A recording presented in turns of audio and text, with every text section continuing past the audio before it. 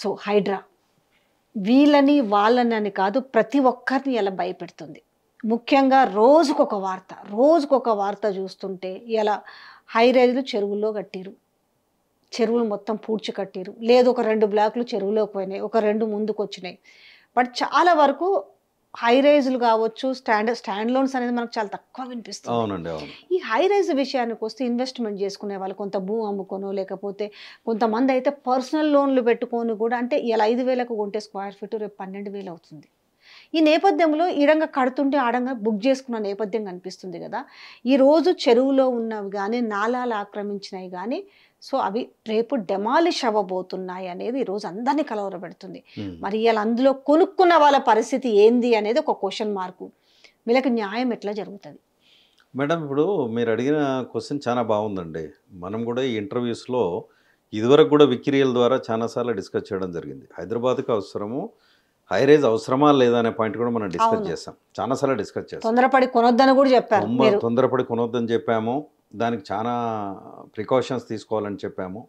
కానీ ఏమైపోయిందంటే high rise అనేటువంటిది ఇప్పుడు ఒక ఫ్యాషన్ అయిపోయి ఎన్ఆర్ఐస్, హెచ్ఎన్ఐస్ కొందరు ఏంటంటే ఆ వ్యూ పాయింట్ కోసం అనేటువంటిది బిల్డర్స్ ఏదైతే చెప్తున్నారో లేక్ వ్యూ అని, లేక్ ఫ్రంట్ వ్యూ అని, ఇట్లాంటి వ్యూస్ అనేది చెప్పడం వలన వాళ్ళు అట్రాక్ట్ అయిపోయి అక్కడ ఇన్వెస్ట్ చేస్తున్నారు.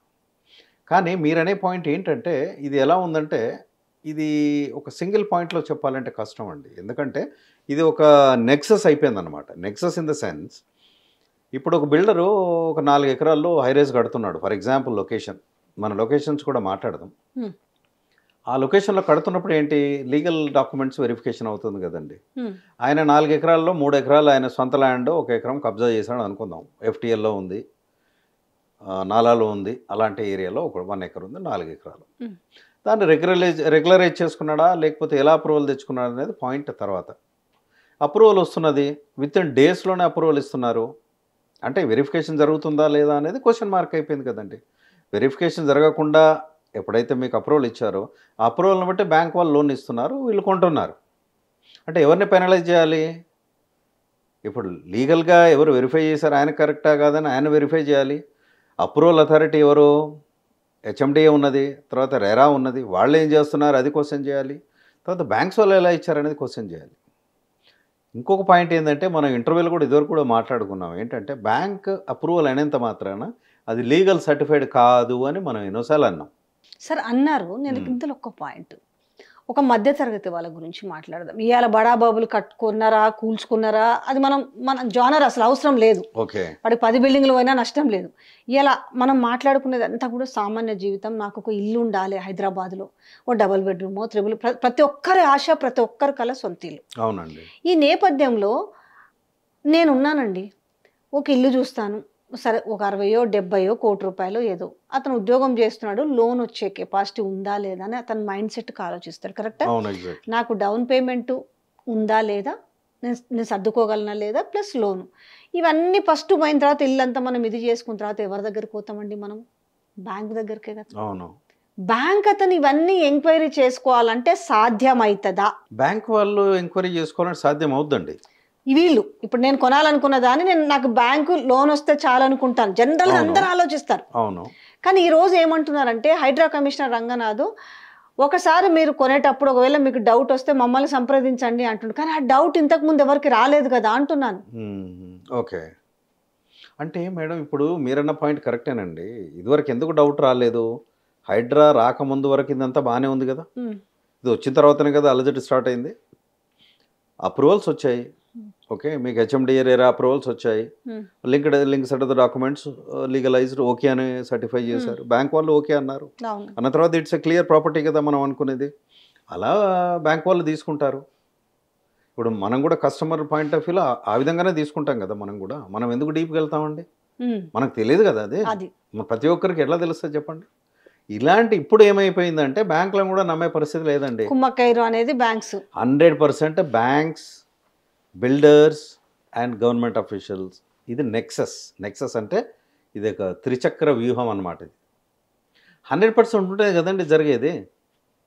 ఇప్పుడు ఫర్ ఎగ్జాంపుల్ అండి, బ్యాంక్స్ కూడా ఎలా లోన్లు ఇస్తున్నాయి చెప్పండి? కొన్ని షూరిటీస్ పెట్టిస్తున్నాయి మీకు. కొన్ని చెప్పాలంటే నేనున్నానండి, ఫర్ ఎగ్జాంపుల్ నాకు 1000 కోట్లు కావాలి, షూరిటీ పెట్టాలి కదా నాకు లోన్ రావాలంటే. అవును. నేను వేరే bank, third party bank surety ఇస్తుంది నాకు. అది ఎక్కడో ఉంటుంది బ్యాంక్, అది ఇక్కడ ఉండదు. ఆ బ్యాంక్ నుంచి షూరిటీ వస్తుంది. It is not in India, it is somewhere else out side. అది షూరిటీ ఇస్తే state bank of India Secunderabad branch వాళ్ళు లోన్ రిలీజ్ చేస్తున్నారు. అదొక ఛానల్లో వచ్చింది, నేను చెప్పను. కానీ ఇలాంటి పరిస్థితుల్లో బ్యాంక్స్ ఏం చూస్తున్నాయి, నేను ఇంత డిస్పర్స్ చేయాలి, 1000 కోట్లు చేయాలి, 5,000 కోట్లు చేయాలి, టార్గెట్ బేస్డ్ వాళ్ళు వర్క్ చేస్తున్నారు.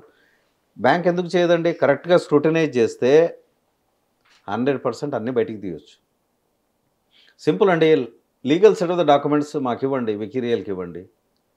ఫస్ట్ మేము ఎలా చూస్తాము, హైదరాబాద్ ఏంటి, హెచ్ఎండిఏ లిమిట్స్ ఎక్కడ ఉన్నాయి, జోనింగ్ ఎక్కడ ఉంది, రెసిడెన్షియల్ జోన్ ఉందా, కమర్షియల్ జోన్ ఉందా, ఎఫ్టీఎల్స్ ఉన్నాయా, ఎక్కడేమున్నాయా అని వెరిఫై చేసిన తర్వాత సర్వే నెంబర్ బట్టే కదా ఉంటుంది. దాన్ని బట్టి మనం వెరిఫై చేయొచ్చు కదా. ఇక్కడ ఏంటంటే చూసి చూడనట్టు పోవడము, అప్రూవల్స్ ఇవ్వడము. ఇప్పుడు అన్నీ తెలిసినాయి కదా, గవర్నమెంట్కి అన్నీ తెలిసినాయి కదండి. ఇప్పుడు ఒక ఎక్స్ బిల్డరు 10 ఎకరాల్లో ఎఫ్టీఎల్లో కట్టిండు, 2 ఎకరాలు ఉంది, మిగతాది 8 ఎకరాలు అనేది కట్టాడని తెలిసింది కదండి. ఎలా తెలిసిందండి? మ్యాప్ చూస్తే తెలియట్లేదా? విత్ సర్వే నెంబర్ ఎఫ్టీఎల్ కనపడట్లేదా, మనకు గూగుల్లో కనపడట్లేదా? అంటే ఏంటంటే ఇట్స్ అ నెక్సెస్. మీకు ఒకటి చెప్పాలా, ఇప్పుడు అందరికి అర్థమైంది. ప్రతిదీ గూగుల్ మ్యాప్లో వేసేసి ఇప్పుడు ఓపెన్ చేసి చూసుకుంటారు. కానీ ఏది హైడ్రాక్ ముందు అయితే ఎవరు లేదండి. ఇది ఎఫ్టీఎల్లో ఉందా, ఇది బఫర్ జోన్లో ఉందా, వాళ్ళు నేను మళ్ళీ చెప్తున్నా అగైన్, డౌన్ పేమెంట్ నాకు సర్దుబాటు అవుతుందా, నాకు లోన్ వచ్చిందా, నేను ఈఎంఐ నేను బేర్ చేయగలుగుతానా అని అంతే చూసుకుంటాను. సో అయితే ఈరోజు బ్యాంకులలో లోన్లు ఉన్నాయి. ఓకే, కొన్ని సంవత్సరాల నుంచి ఈఎంఐ కట్టుకుంటున్నారు. ఇలా 2 ఉన్నాయి కేటగిరీస్. కొన్ని సంవత్సరాల నుంచి ఈఎంఐ కట్టుకున్న వాళ్ళు ఉన్నారు. రెండోది చాలా హై రైజెస్లో ఇన్వెస్ట్మెంట్ చేసుకుంటారు. కొంతమంది అయితే మేజర్ ఆఫ్ ది పర్సనల్ మంచి ఎంప్లాయీస్ అయితే పర్సనల్ లోన్ పెట్టుకుంటున్నారు, ఊర్లో భూములు అమ్ముకొచ్చి ఒకేసారి తక్కువకి వస్తుంది కదా ఆ రోజు, ఇన్వెస్ట్మెంట్ చేస్తున్నారు. ఇప్పుడు కూలగొడతాయి. పాతవి కూలగొట్టినా, కొత్తవి కడుతున్నవి కూలగొట్టినా నష్టపోయేది మళ్ళీ ఇప్పుడు కొనుక్కున్న వాళ్ళే కదా. ఇప్పుడు వీటిని కూలగొడితే ఏం చేయాలా? మంచి క్వశ్చన్ అండి ఇది. నా సలహా ఏంటంటే జనరల్గా వ్యూవర్స్ కూడా చెప్తున్నానండి, మీరు వీడియోను 1 కాదు 10 సార్లు చూడండి, ప్రతి పాయింట్ని అర్థం చేసుకోండి. ఇప్పుడు మీరు చేయగలిగేది, మీ చేతిలో ఉన్న ఆయుధం ఒకటేనండి. మీరు హై రైజ్లో తీసుకున్నా, లో రైజ్లో తీసుకున్నా, మీరు అక్కడ ఉన్నటువంటి వాళ్ళు ఎంతమంది ఉన్నారు, ఎంతమంది కొన్నారు అనేది మీరు ఒక లిస్ట్ అవుట్ చేసుకోండి. ఫస్ట్ 100 మంది ఉన్నారా, 200 మంది ఉన్నారు, వాళ్ళందరూ ఒక మీటింగ్ పెట్టుకోండి. మీరు మీటింగ్ పెట్టుకొని నెవర్ ఫామ్ అన్ అసోసియేషన్ అవసరం లేదు ఇక్కడ. ఏమైతుందంటే అసోసియేషన్ ఫామ్ అయితే ప్రెసిడెంట్ సెక్రటరీని ట్యాప్ చేస్తే అయిపోతుంది, మీరంతా ఏం చేయలేరు. ప్రెసిడెంట్ సెక్రటరీని నేను కంట్రోల్ తీసుకున్నానంటే మీరేం చేయలేరు. మీరు ఇండివిజువల్గా మీరు జస్టిస్కి వెళ్ళండి, జస్టిస్ కంటే కోర్టుకి వెళ్ళండి. ఏమని, ఇలా ఉందండి, మేము కొనుక్కున్నాము, ఈఎంఐలు కడుతున్నాము, ఇప్పుడు ఇది ఎఫ్టీఎల్లో ఉంది, బఫర్ జోన్లో ఉందని మాకు కూడా డౌట్ అనిపిస్తుంది, మాకు అన్ని అప్రూవల్స్ ఉన్నాయి కాబట్టి తీసుకున్నాము, ఈఎంఐలు కడుతున్నాము, కాబట్టి దీనికి బ్యాంక్ వాళ్ళకి మేము ఇప్పటి నుంచి ఈఎంఐలు కట్టము, మీరు మాకు పెనాల్టీ పే చేయాలి, మేము పెట్టిన దానికి ఇంట్రెస్ట్తో కూడా ఇవ్వాలనేసి బ్యాంక్స్ మీద వేయండి, అఫీషియల్స్ తర్వాత బిల్డర్ మీద కూడా. అప్పుడు హీట్ అనేది పుడుతుంది. అప్పుడు మీకు ఒక 200 కేసులు 500 కేసులు 1 by 1 పడితే అప్పుడేమైంది, అదొక ఇష్యూ అయిపోతుంది. కాబట్టి అప్పుడన్నా కోర్టు డైరెక్షన్స్ ద్వారా దీనికి ఏమైనా సొల్యూషన్ రావచ్చండి. అంతేగాని మీరు ఒక యునైట్గా ఉండండి, జరిగిపోయింది అది జరిగిపోయింది, కానీ మీరు ఇప్పుడున్న ఇన్వెస్ట్మెంట్ని ఇంకా ఆపేసుకొని ఈ విధంగా ప్రొసీడ్ అయితే బెటర్ అని నా సలహా.